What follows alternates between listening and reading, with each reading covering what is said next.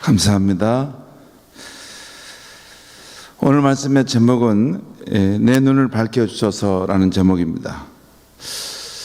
여러분, 사람의 지체 중에 무엇이 가장 중요할까요? 손입니까? 발입니까? 입입니까? 코, 귀, 눈. 사람의 지체 중에 무엇이 가장 중요하겠습니까? 물론 다 중요하지요. 그런데 요즘에 저는 이 보는 눈이 참 중요하다는 생각을 합니다. 보는 눈이 없다면 사는 게 얼마나 두렵고 답답할까. 또 보는 눈의 시력이 나빠진다면 성경도 보지 못하겠구나. 이 봄날에 이런 아름다운 세상도 볼 수 없겠구나. 그래서 참 눈이 중요하구나 그 생각을 합니다. 젊었을 때는 한 번도 생각해 보지 않았던 거예요.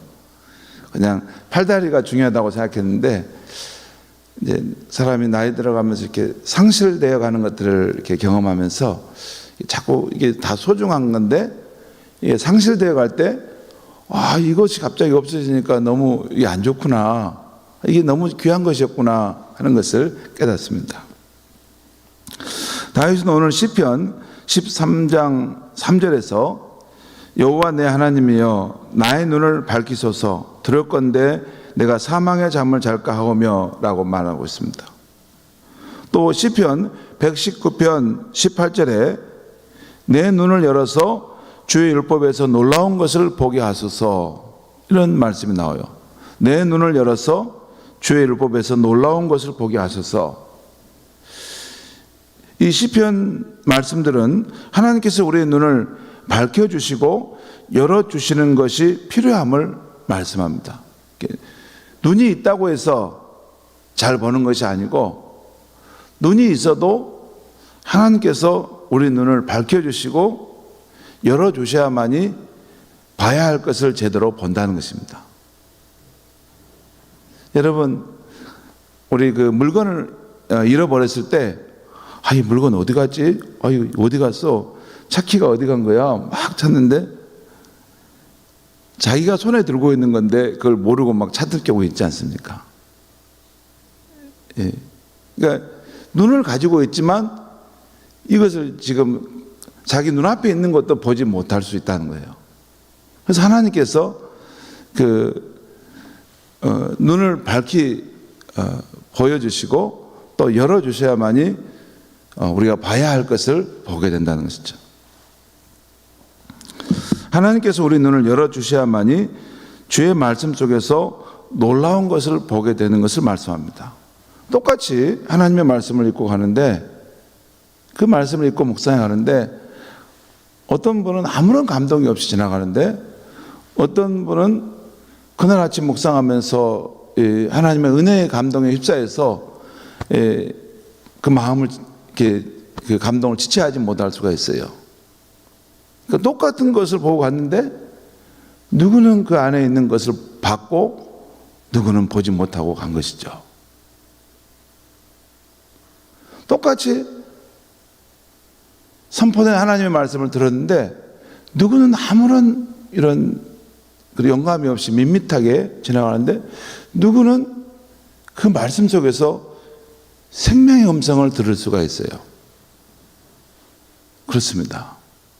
그러니까 눈이 있다고 귀가 있다고 그래서 다 보고 제대로 듣는 것은 꼭 아니라는 거예요. 하나님께서 우리 눈을 열어주셔야 한다는 것입니다. 오늘 밤에는 눈에 대한 교훈을 한번 생각해 보고자 합니다. 눈에는 세 가지 종류의 눈이 있어요. 제가 저번에 주일에 한번 말씀만 드렸을 텐데요. 육안, 직접 우리 육체의 눈이 있습니다. 이것은 어떤 물건의 형체나 크고 작고 또 길고 짧고 그 물건의 모양, 색깔들을 분별해냅니다. 이 육안이 없으면 이 삶을 영위하는 것이 너무나 어렵죠. 요즘에 눈이 조금씩 저도 침침해져 가는 것을 보면서 좀 조금씩 걱정합니다. 이러다가 나중에 성경을 내가 잘 못 보면 어떨까? 이거 통째로 성경을 외워야 되는가? 그런 생각도 해보고, 아무튼 눈이 다 캄캄해지기 전에 중요한 말씀들을 잘 정돈해서 내 마음속에 암송해야 되겠다, 이런 생각도 지금 하고 있습니다. 그 다음에 두 번째는 지안. 지자는 지혜하는 지자입니다. 지혜, 슬기. 지혜는 슬기의 눈입니다. 사람에게는 참 지혜롭구나, 저 사람 참 영리하구나, 이런 지혜의 눈, 슬기의 눈이 있는 사람이 있습니다. 똑같이 일을 해도 일을 참 잘하는 사람이 있습니다. 공중에 나는 새를 보고 라이트 형제가 비행기를 만들고 나무에서 떨어지는 사과를 보고 뉴턴이 만율력의 법칙을 만들었습니다. 그 외에 현대 과학 문명은 다 인간의 지혜의 눈에서부터 나온 것입니다. 참 우리가 자녀들을 위해서 기도할 때 정말 하나님 주시는 지혜가 있으면 좋겠다, 또 우리도 그 지혜가 있으면 참 좋겠다 할 때가 많습니다. 이 지안, 지혜의 눈도 중요합니다. 세 번째는 영안입니다. 영적인 눈입니다. 이것은 우주 만물의 법칙을 이렇게 보면서 온 세상을 지으신 조물주 하나님을 깨닫는 눈입니다. 예, 자연 만물을 보면서 온 세상을 지으신 조물주 하나님을 깨닫는 눈이에요. 이것은 이게 박사 학위를 받았다 해서 공부를 세상적으로 많이 했다 해서 이건 깨닫는 것은 아닙니다. 이건 또 다른 차원의 눈이에요. 책을 읽고서 그 저자의 생각을 알 수 있고 그림을 보고서 화가의 심정을 알 수 있는 것처럼 자연 만물에 일정한 법칙이 있는 것을 보면서 다양한 현상들을 한 가지로 통일하시는 어떤 존재가 있다는 것을 발견하게 됩니다. 이런 과학의 영역 속에서 하나님의 신성과 능력이 감춰져 있다는 거 말하려면 끝이 없습니다. 예수님께서 공중에 나는 새를 보라, 들의 백합화가 어떻게 자라는가 생각해 보라, 이런 말씀하셨죠.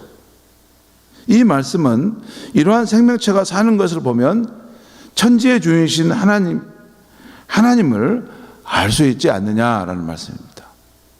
참 가끔 이게 보면 새들이, 참새가 이렇게 살아가는 것, 또 들에 이런 이름 없는 들꽃, 가끔 이렇게 민들레가 이렇게 돌멩이 틈 사이에, 때로는 보도블록 틈 사이에 이렇게 탁 심겨져 가지고 이게 꽃을 피고 살아남는 걸 보면, 야, 정말 저거 신기하다. 그러니까 그 하찮은 생명체도 이게 살아가는 걸 보면 누가 저런 생명력을 주셨을까? 이 어디서 온 생명력인데 저렇게 끈질기게 생명의 힘을 발휘하고 살아가려고 하는 것일까? 그 천지의 주가 되신 어떤 분이 계시는구나 하는 생각을 하게 된다는 것입니다. 이렇게 신앙생활 하는데 육안으로는 보이지 않지만 실제 하는 것을 보는 영적인 눈이 열리는 것이 중요합니다. 영적인 이 안목을 가진 사람이 은혜도 많이 받고 또 신앙의 성장도 더 이렇게 남보다 더 아주 빠른 속도로 이렇게 세워져 가는 걸 봅니다. 오늘 저녁에는 하나님께서 우리 영혼의 눈을 밝혀주셔야만이 새로운 세계를 보게 된다는 말씀을 드리려고 합니다. 하나님께서 우리의 영안을 밝혀주셔야만이 새로운 세상, 새로운 가정, 새로운 인생을 보게 된다는 거예요. 그것을 보지 못하면 항상 더 낮은 단계에서 그 삶을 헤맬 수밖에 없습니다. 뭔가 답답한데, 이것은 아닌 것 같은데, 더 나은 삶이 있고 더 매력적인 삶이 있고 어떤 길이 있을 것 같은데 그 길이 뭘까? 이게 안 보이면 계속 그 안에서, 그 범주 안에서 이렇게 답답하고 어두움 속에서 이렇게 삶이 계속 고착돼 가며 살아가는 것이 있는데, 그래서 하나님께서 우리 영혼의 눈을 밝혀주셔야만이 새로운 세상, 새로운 인생이 자기 앞에 펼쳐집니다. 가정도 마찬가지입니다. 가정도. 하나님께서 그 영혼의 눈을 밝혀주셔야만이 그 아내가 새롭게 보이고 자녀들도 새롭게 보이고 내 남편도 새로운 모습이 보입니다. 그게 안 밝혀지기 때문에 늘 그 정도의 사람으로만 여기고 이렇게 별로 이렇게 가벼이 대하니까 그 가정이 새로워짐이 없는 것입니다. 오늘 저녁에 하나님께서 우리의 영혼의 눈을 밝혀주심으로 새로운 세상을 보게 한다는 것, 이 말씀을 드릴 텐데 먼저 성경에 나오는 사례 몇 가지를 한번 살펴보겠습니다. 먼저 광야에서 헤매던 그 아브라함의 그 후처였던 그 하갈, 그 하갈의 눈을 열어주사 샘물을 보게 하신 것입니다. 창세기 21장을 보면 아브라함의 가정에서 쫓겨난 하갈과 어린 이스마엘이 광야길을 헤매는 장면이 나옵니다. 그 사라와 그 이삭과 함께 다투는 것을 하나님께서 좋게 보지 않으셔서 하갈과 이스마엘을 가도록 쫓아라, 그렇게 해서 보냈는데, 그래서 하갈과 어린 이스마엘이 광야길에서 헤맵니다. 나올 때 가져온 물과 양식이 떨어진 지 오래되자 어린 아들 이스마엘이 탈진하여 사막에 쓰러지게 됩니다. 이때 죽어가는 아들을 뜯어 먹으려고 솔개가 주변을 돕니다. 이 장면을 보면서 하갈은 자기 인생에 대해 서러워하면서 광야에서 한없이 옵니다. 그런데 이때 하갈의 눈이 밝아져서 멀지 않는 거리에서 흐르는 생수를 발견하게 됩니다. 그것이 창세기 21장 19절에 나와요. 하나님이 하갈의 눈을 밝히셨으므로 샘물을 보고 가서 가죽 부대에 물을 채우다가 그 아이에게 마시게 하였더라. 그러니까 거의 탈진해 죽어가는 그 아이에게 하나님께서 그 하갈의 눈을 밝혀주셔서 그 가까이에 있는 생수를 보게 하시고 그걸 떠다 먹여서 다시 살게 됩니다. 그리고 하나님께서 하갈과 이스마엘에게도 또한 그 나름대로 하나님이 큰 축복을 주시겠다 약속하시는 내용이 나오죠. 성도 여러분, 우리 인생 앞에도 쉽게 마실 수 있는 생수가 있건만 이것을 알지 못하고 울고 있고 또한 죽어가는 영혼이 많습니다. 그들의 눈을 열어 생수의 근원 대신 예수를 바라보도록 도와줘야 하는 것입니다. 우리 인생을 살릴 생수가 예수님께 있기 때문입니다. 예수님께 우리 인생을 살릴 생수가 있습니다. 생수가 있습니다. 두 번째 이 하나님께서 우리 영혼의 눈을 밝혀주시는 그 부분을 보면 두 번째는 선지자 엘리야의 사화하는 눈을 밝혀주어서 하나님의 보호하심을 보게 하신다는 것입니다. 열왕기하 6장을 보면 아람 왕은 자신의 나라의 유업이 되는 엘리사 선지자를 잡으려고 아람 군사들을 보냅니다. 그 엘리사가 사는 그 성읍에 산지가 있는데 그걸 보냅니다. 그런데 어느 아침 엘리사의 사환이 아침에 일어나서 밥을 지으려는지 뭘 하려다가 이 아람 군사들이 산 밑에서부터 성읍을 포위해서 올라오고 있는 것을 보게 됩니다. 그래서 그 수가 많으니까 무서워 떱니다. 그러면서 엘리사 선지자를 깨워서 주인님, 저렇게 많은 군사가 우리를 잡으러 오는데 어찌합니까? 그때 엘리사가 두려워하지 말라라고 하면서 이 사환의 눈을 열어 하나님의 군대를 보게 해달라고 하나님께 기도합니다. 그러자 이 사환의 눈에 엘리사 주변에 하나님의 군대, 이 불말과 불수레가 가득히 엘리사와 그 주변을 둘러싸고 있는 것을 보게 됩니다. 그 자리에 하나님의 군대가 있었는데 그 사환은 보지 못했던 것이죠. 근데 하나님의 이런 은혜가 임하자 그 세계가 보이게 된 것이죠.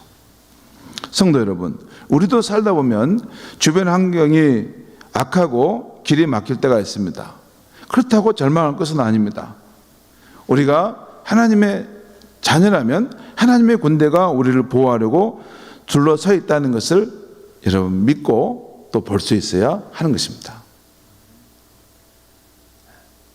믿음의 사람들은 그것을 볼 수 있어요. 볼 수 있습니다. 세 번째, 예수님께서 우리 영혼의 눈을 밝혀주시는 새로운 세상을 보게 하는 것은, 세 번째는 이 요한복음 4장에 보면 이 사마리아 여인이 나오는데 그의 눈을 밝혀주심으로 그녀의 채워지지 않는 그 영혼의 목마름을 채우시는 예수님을 보게 하십니다. 요한복음 4장을 보면 사마리아 여인이 처음에는 영적인 눈이 어두워서 우물가에 앉으신 구원자 예수님을 깨닫지 못합니다. 유대인처럼 생긴 초라한 남자가 저기 앉아 있는데 자기에게 말을 걸어오는 거예요. 그래서 자신에게 물을 좀 달라 하신 예수님께 당신은 유대인이면서 어찌 사마리아 여인인 나에게 물을 달라 합니까? 하면서 까칠하게 거칠게 대꾸하죠. 그런데 예수님과 대화하는 중에 자신의 갈급한 심령을 아시는 예수님 앞에 숨길 수 없음을 알게 됩니다. 이 사마리아 여인의 눈은 점점 밝아지게 되고 자신과 대화하고 있는 이분이 참으로 오실 구세주이심을 깨닫게 됩니다. 예수님이 바로 구약 선지자들이 그렇게 기다렸던 메시아요, 우리의 영적 목마름을 채워줄 수 있는 분임을 알았을 때 그 여인은 너무나 기뻐서 물동이를 버려두고 성에 들어가서 예수를 담대히 전파했습니다. 이 여인의 이 증언으로 많은 사람이 예수께 나오게 됐죠. 이 사마리아 여인은 영원한 생수이신 예수를 자신의 심령에 모셔드린 후에 어떻게 살았을까 한번 오늘 말씀 준비하면서 생각해 봤습니다. 어떻게 살았을까? 이후에 예수님이 이제 떠나가셨을 텐데 이 사마리아 여인은 어떻게 살았을까? 이전의 삶으로 돌아갔을까? 아니면 점점 새롭게 달라져 갔을까? 영원한 생수이신 예수님을 자신의 심령 속에 모셔드렸다면 그녀는 이제 일시이고 거룩하지 않는 세상적인 만족으로는 더 이상 만족할 수 없었을 것입니다. 여러분, 우리가 예수를 믿고 인격적인 예수를 내 마음속에 만든다는 것은 이 일시적인 만족, 이 세상적인 만족과는 비교할 수 없는 이 참된 만족, 그 영혼의 목마름을 채워주는 것을 경험하게 된 것입니다. 여러분, 그 세계를 몰랐을 때는 여전히 다른 남자를 만나고 여전히 세상적인 어떤 그런 그 기쁨과 만족을 얻을 것을 생각하며 분주하게 달려갔을 것입니다. 하지만 예수님 그분 한 분 안에 우리 내면에 영원한 만족을 줄 수 있는 그 무엇이 다 있구나 하는 것을 깨달았을 때는 삶의 방향은 분명히 나는 돌이켜졌을 거라고 생각합니다. 더욱 예수 생명을 추구하고 자신의 내면을 충만히 채워가시는 예수 생명의 풍성함을 그녀는 이웃과 나누고 전하며 살았을 것입니다. 그리고 이런 믿음을 가진 사람들과 함께 모여서 더욱더 예수를 따라가는 삶을 살고 싶어 했을 것입니다. 성도 여러분, 우리도 이 여인처럼 영원한 생수이신 예수님을 내 심령에 모셔들어 생수와 강같이 흐르는 풍성하고 생명력 넘치는 삶을 살아야 하겠습니다. 여러분, 제가 중요한 말씀을 했어요. 이 말씀을 그냥 가볍게 듣고 가면 이게 아무 의미 없어요. 제가 지금 말씀했던 것은 뭐냐면 영원한 생수이신 예수님을 진짜 내 심령 속에, 내 마음 속에 모셔드려야 한다는 것을 말씀하셨어요. 이것을 그냥 개념적으로 목사님이 저런 무슨 교훈적인 말을 한다, 그래가지고는 아무런 삶의 변화가 일어나지 않습니다. 그렇게 되는 게 아닙니다. 기독교는 우리가 믿는 예수님은 살아계신 예수입니다. 살아계시고 그를 진정으로 믿고자 하면서 그를 내 마음의 주님으로 모셔드리기 원할 때 그의 성령으로 우리 마음속에 오셔서 실제하시는 분이십니다. 정말 살아계신 예수를 내 마음속에 인격적으로 모시고 내가 살겠다, 정말 그렇게 살기를 원합니다. 그렇게 하면 그의 삶 속에 오셔서 사십니다. 사시고 그의 삶의 변화의 역사들이 시작되는 거예요. 그냥 그것을 말씀이니까 이게 무슨 교리니까 그런가 보다 그렇게 여기니까 항상 이 말씀을 들어도 그 삶이 실제하지 않는 거예요. 아닙니다. 우리가 기독교는 믿음이 중요합니다. 믿음이. 예수님께서 약속하신 말씀에 대한 믿음이 중요해요. 내가 보혜사 성령으로 보내고 내가 너희를 고아처럼 버려두지 않냐고 너희 가운데 오셔서 함께 하겠다, 너희의 마음속에 계시겠다고 하면 그 말씀을 믿음으로 받아들이는 것입니다. 그것 말고 예수님이 내 삶에 함께 하시는 방법이 있습니까? 없습니다. 믿음입니다. 믿음. 그 예수님의 말씀은 그분은 진실하시기 때문에 그 말씀하신 대로 내 삶에 행한다는 것을 믿어야 되는 거예요. 이 여인이 영원한 생수이신 예수님을 자신의 마음속에 모셔드리고 삶으로써 더 이상 이제 세상의 그런 것들에 그 만족함, 그런 것에, 그 상대적인 것에 자기의 마음을 주지 않는 것입니다. 진정한 만족이 되신 예수님께, 예수님으로 행복해하고 예수님을 쫓아가는 삶을 사는 거예요. 물론 그 여인이 다른 뭐냐면 그 남편이 없다거나 또는 물질이 없다거나 생활에 그런 생업들을 하지 않고 그런다는 걸 말하는 것이 아닙니다. 그런 것은 있어도 없어도 상대적인 것입니다. 예수님에 비하면 예수님은 반드시 없어서는 안 될 내 영혼의 진정한 만족이 되신 분이라는 거, 그게 차이입니다. 여러분, 우리가 세상에, 크리스찬이 세상에 있는 것들을 우리도 세상 사람처럼 직장도 있고 통장도 가지고 있고 아파트도 가지고 있고 자식도 잘 교육시키려고 하는 거 있습니다. 하지만 그것은 예수님이 내 삶에 있는 절대적인 것에 비해서 상대적인 것 뿐입니다. 상대적인 것이에요. 좀 더 그런 것이 잘 되기를 바랄 뿐이지 내가 그것을 절대적인 것처럼 만들 수는 없지 않습니까? 그것조차도 내가 예수를 절대적으로 신뢰하고 그분이 나의 구주, 나의 주님으로 나를 다스리시는 하나님 나라의 내 백성으로 살 때 내 그런 필요들을 우리 예수님께 채워주실 줄 믿는 것입니다. 이 여인이 정말 인격적인 예수를 만났기 때문에 분명히 그의 삶에는 이제는 세상적인 만족 그런 정도는 비교가 되지 않는 주님으로 인한 그 진정한 만족으로, 그래 나는 그분을 따라가야 되겠다, 그분 안에서 하나님 주시는 영원한 생명을 나는 누리며 살아야 되겠다, 그 길을 간 것입니다. 네 번째 우리가 하나 더 말씀드리면 예수님께서 우리의 영혼의 눈을 밝혀주실 때 우리가 새로운 세상이 열린다는 것을 말씀하는데, 네 번째는 엠마오로 내려가던 두 제자의 눈을 밝혀주사 부활하신 주님을 보게 하신 것입니다.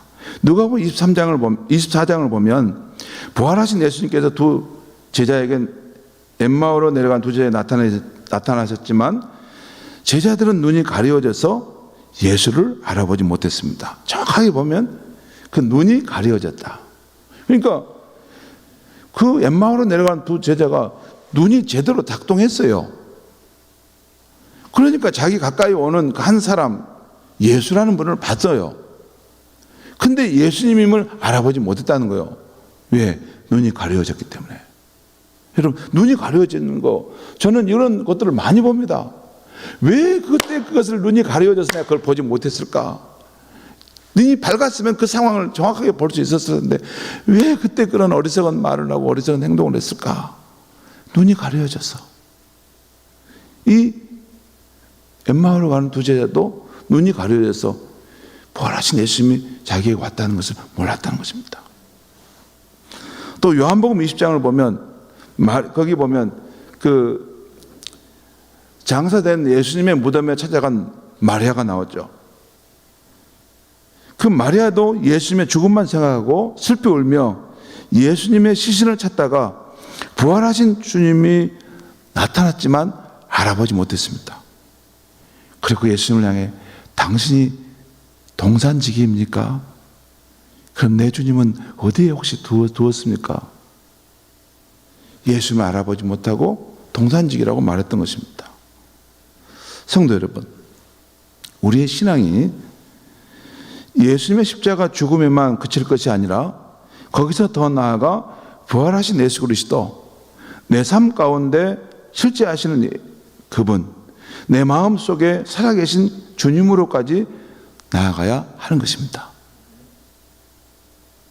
제가 청년 때는 예수를 믿어도 그때 참 모태신앙이 열심히 믿는 것라고 여겼는데, 예수를 믿어도 예수께 십자가에 나를 위해 죽으셨다는 거 여기까지만 믿었어요. 부활하신 예수님, 우리 삶에 실제 하시는 예수님, 이것은 그냥 교리적으로만 생각했을 뿐이에요. 그런데 그러면 삶이 더 깊어지지 않습니다. 부활하시는 그분이 살아계신 거 아닙니까? 이게 다른 종교와 기독교의 근본적인 갈림길입니다. 살아계신 분이 어디 계십니까? 항상 살아계신 그분은 하나님 보좌 우편에 계시지만 그분의 거룩한 영으로 그의 신자들 속에 오셔서 역사하신 것입니다. 여러분, 그분이 성령의 역사하심 아닙니까? 그리고 성령을 받은 제자들이 사도행전에 그 놀라운 역사를 이룬 거 아닙니까? 예수님이 직접 말씀하셨습니다. 내가 이제 떠나가는 것이 너희에게 더 유익하다. 그리고 내가 떠나가면 내가 성령을 너희에게 보낼 것이고 너희와 함께 할 것이다. 성령님은 또 다른 보혜사라는 거예요. 예수님과 같은 그런 역할을 하시는 분이라고 말해요. 그래서 우리 안에 오신다는 것이죠. 성도 여러분, 요한복음 16장을 보면 예수님은 제자들과 함께 하시는 최후의 만찬 자리에서 이런 약속을 하십니다. 자신이 떠나가시면 보혜사 성령을 보내주시겠다고 하십니다. 그러면서 요한복음 16장 12절 13절에서 이렇게 말씀하십니다. 내가 아직도 너희에게 이를 것이 많으나 지금은 너희가 감당하지 못하리라. 그러니까 예수님께서 제자들에게 가르쳐줄 것이 많다는 거예요. 많은데 그 말을 가르쳐주지 못하는 이유는 해봤자 감당하지 못한다는 거예요. 그 다음에 무슨 말씀하냐면, 그러나 진리의 성령이 오시면 그가 너희를 모든 진리 가운데로 인도하시리라. 그러니까 나 말고 성령님이 오시는데 그분이 오시면 나보다 훨씬 더 깊은 진리 가운데로 여러분을 인도해 갈 것입니다. 그 말이에요. 그렇죠. 예수님은 밖에서 제자들을 가르치시지만 성령으로 오시면 그들의 내면에서 그들을 깨우치시고 그들을 이끌어 가시잖아요. 그래서 그때는 모든 진리를 여러분이 감당할 수 있을 것이다 라는 그런 의미죠. 저는 이 말씀을 온전히 믿습니다. 성령님이 우리에게 오시면 우리를 모든 진리 가운데로 인도하신다는 것입니다. 남들보다 똑똑한 체 하지만 사실은 우리는 다 무지하고 어둡고 자신이 보고 싶은 것만 보고 욕망의 굴레에 씌어져 살아갑니다. 그래서 자기 앞에 밝히 드러난 진리인데도 자신만 깨닫지 못하고 살아갈 때가 많습니다. 남들 다 보는데 나만 모르고 있어요. 나만 못 본 거예요. 자신의 눈이 어둡게 가려져서. 그런 거 많습니다. 이런 부부가 함께 살 때 그 아내에 대해서, 남편에 대해서 서로 배우자는 다 알잖아요. 저 사람이 뭐가 문제가 있는지. 근데 말 않잖아요. 가만히. 그렇지 않습니까? 말 않고 살아야 화평하게 사니까 그냥 말 않고 넘어가잖아요. 근데 본인은 몰라. 본인은. 정말 들으려고 하는 마음의 길을 열면 이야기해 주잖아요. 실제 그렇습니다. 우리가 참 어둡고 어떤 습관과 욕망의 굴레에 씌워져 가지고 자신의 실상을 잘 몰라요. 자신이 아주 똑똑한 줄 알고 자신이 잘난 줄 알고 우리가 생각할 때가 많습니다. 그런데 그렇게 할 때마다 자기 앞에 있는 진리를 깨닫지 못하게 되는 것이죠. 여러분, 제가 이 말씀하는 것은 누구보다도 바로 제 자신이 그랬습니다. 제가 그랬어요. 지난날 자비하신 주님께서 무지와 어둠의 굴레에서 벗어나도록 저에게 빛을 비춰주지 않으셨다면 저는 아직도 무지함 속에서 헤매면서 저 자신뿐만 아니라 제 주변에 있는 가족, 이웃에게 많은 고통을 주었을 것입니다. 정말 그랬을 거예요. 그런데 감사한 일은 어느 때부터인가 부활하신 예수님이 성령님으로 제 삶의 현장 속에, 제 마음 속에 오셨음을 인정하게 되었습니다. 그러면서 성령님은 무지와 어둠 속에 있는 저를 깨닫게 하셔서 조금씩 진리의 빛 가운데로 나아가게 하시는 것입니다. 저는 이러한 성령님의 역사하심에 대해서 정말 감사합니다. 성부 하나님, 성자 예수님, 또 성령 하나님에 대해서는 저는 너무 감사해요. 이런 이 어두움 속에 있는 저를 이렇게 깨우쳐 주셔서 진리의 빛 가운데로 조금씩 나가게 해주신 것. 그러면서 저의 마음 가운데 성도들을 향한 아쉬움이 있습니다. 우리 성도들 가운데 많은 분들은 여전히 무지와 어둠, 습관과 욕망의 굴레에서 우리를 진리의 빛 가운데로 인도하시는 성령님의 깨닫게 해주시는 역사를 누리지 못하는 삶도 있다는 것입니다. 그리고 깨닫지 못함으로 고통당하고 있는 그런 성도들도 제가 볼 때가 있습니다. 이것을 어떻게 깨달을 수 있을까? 이게 깨달음이 오면 삶이 달라지고 가정도 달라지고 인생도 새로운 세상이 열릴 텐데 이것을 정말 그걸 깨닫게 해줄 수 없습니다. 제가 성령님께서 그 영혼을, 그런 자신의 이 실상을 깨닫게 해주셔야만이 그 사람이 내가 이렇게 살고 있구나, 내 인생이 이런 한계 속에 갇혀 있구나, 내가 이렇게 사는 것이 아닌데 저런 삶이 내가 가야 될 길인데 왜 이렇게 살고 있을까?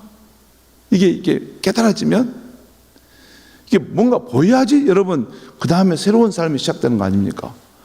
보인 것이 없는데, 깨달음이 없는데 그냥 답답하지만 그 한계 속에 그냥 가는 것이죠. 근데 그것이 새로운 세계가 보이면 나의 실상이 보이고 내가 참으로 이제 어떻게 살아야 되는지를 이렇게 밝히 보여주시는 성령의 역사가 있으면 사람이 달라질 수 있는 것입니다. 저는 참 우리 성도님들 가운데 이 성령님의 깨닫게 해주시는 역사를 누릴 수 있다면 얼마나 좋을까, 그런 생각을 할 때가 많아요. 오늘 이 밤 빛의 자녀로 살고 싶지만 무지와 어둠의 굴레에서 벗어나지 못해 그 안에 탄식하는 성도님들이 혹시 있다면 그럴 수 있습니다. 내가 이런 삶이 아닌 더 나은 삶, 성령께서 이끌어 가시는 더 다른 삶의 세계가 있을 텐데 내가 이 굴레를 벗어났으면 좋겠는데, 그런 갈망이 있는 성도가 있다면 삼위일체 하나님께서 꼭 그분에게 은혜를 베풀어 주셨으면 좋겠습니다. 특별히 성령께서 진리의 빛을 비춰주시고 그 어두운 세계에서